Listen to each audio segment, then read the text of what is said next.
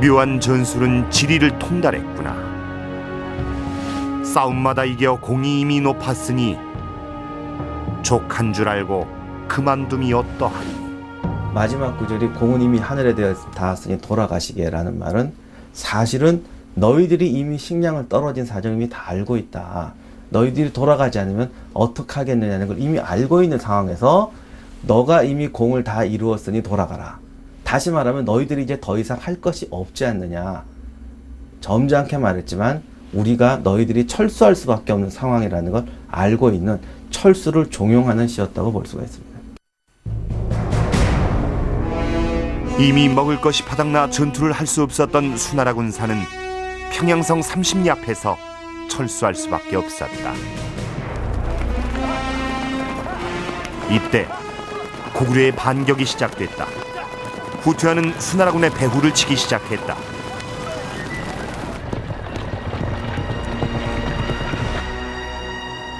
쫓기던 30만 별동대는 살수, 지금의 청천강을 건너가기 시작했다. 그리고 역사적인 살수 대첩이 벌어진다.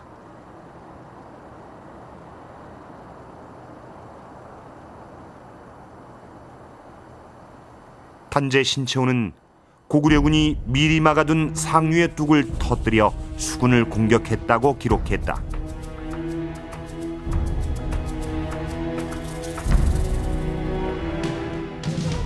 그런데 과연 그 당시 청천강에 뚝을 쌓는 것이 가능한 일일까? 강 기슭에는 겨우내 벌목한 나무들이 수북이 쌓여 있습니다. 이윽고 막아놓았던 물길이 터집니다.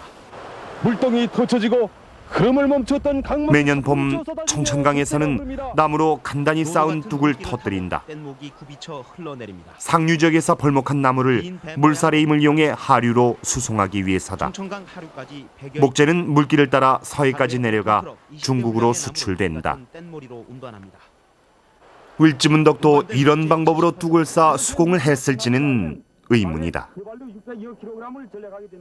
과연 전쟁 기간에 엄청난 양의 물이 채워질 뚝을 건설할 수 있었을까? 청천강같이 큰 강을 옛날 기술로 막았다가 터트린다는 것은 거의 불가능합니다. 왜냐하면 강을 막는 데만 해도 오늘날에도 몇 년의 공사가 필요합니다. 그리고 군대라는 것은 보통 주변에 40km 이상의 정찰대를 운영하면서 행군하게 되어 있습니다. 따라서 상류의 뚝을 그 이전 시기에 막았다고 한다면 수나라 군대가 그날 그 시점에 도하하는 것을 알고 한 2, 3년 전부터 공사를 했어야 가능하다는 이야기가 됩니다. 출발선을 박차고 나갑니다. 3만여 명이 참가한 국제 마라톤 대회. 살수를 건너던 30만 수나라 별동대 병력의 10분의 1 정도의 인원이 참가했다. 인천대교 주탑 간의 거리는 약 1km. 육안으로 보기에도 대열은 삽시간에 수 킬로미터로 늘어졌다. 만약 30만 명이 달기 시작하면 그 길이는 더욱 늘어날 것이다. 이것으로 볼 때 살수를 수나라군 30만이 동시에 건너는 건 불가능해 보인다.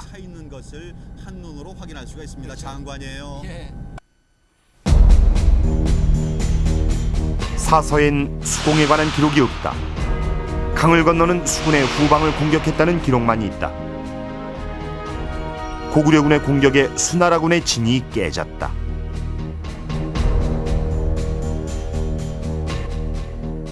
어떤 군대가 후퇴하면서 진을 유지하기란 굉장히 힘들다고 판단이 됩니다. 그 이유는 지금 철수 작전 중에 그 후미에 남겨진 부대의 경우에는 심리적으로 굉장히 압박을 받게 되고 또 그 자신들의 어떤 생명의 그 위협을 받게 되는 것이고 또 후방에서 적과 직접 교전해야 되는 그런 상황입니다. 모든 것이 어려운 그런 상황에서 특히 말미 부대, 후미 부대로 남아서 적과 교전을 하는 상황에서는 전투력을 제대로 발휘하기는 힘들다고 판단이 됩니다.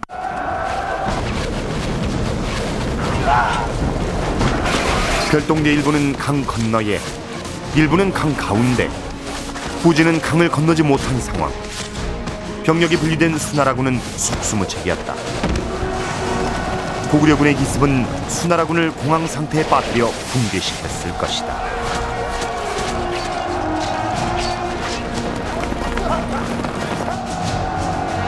을지문덕의 고구려군은 진이 깨진 상태로 패주하는 수나라군을 추격하며 전멸시켰다.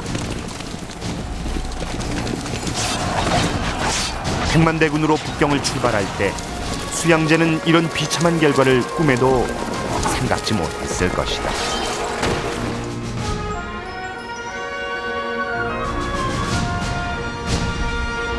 그렇게 전쟁이 끝났다. 7세기 세계 최대 전쟁의 결과는 아무도 믿을 수 없는 것이었다. 그 한가운데 을지문덕의 살수대첩이 있었다.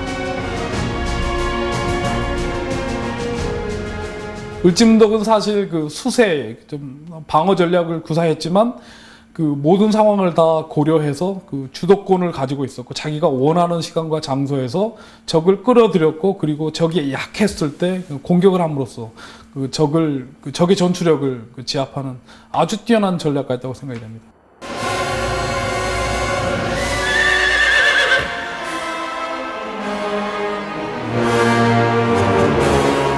고구려는 요동성, 평양성, 살수 이렇게 전쟁의 운명을 가른 세 곳의 전투에서 모두 승리했습니다. 수나라는 고구려의 전략에 말려서 제대로 전투 한번 해보지 못하고 치욕적인 패배를 당하죠.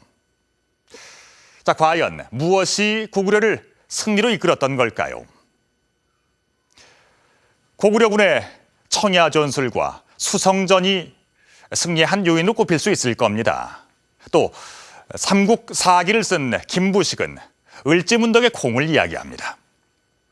하지만 무엇보다 중요한 것은 자신의 힘과 전략을 믿은 고구려군의 필사항전의 의지가 아니었을까요?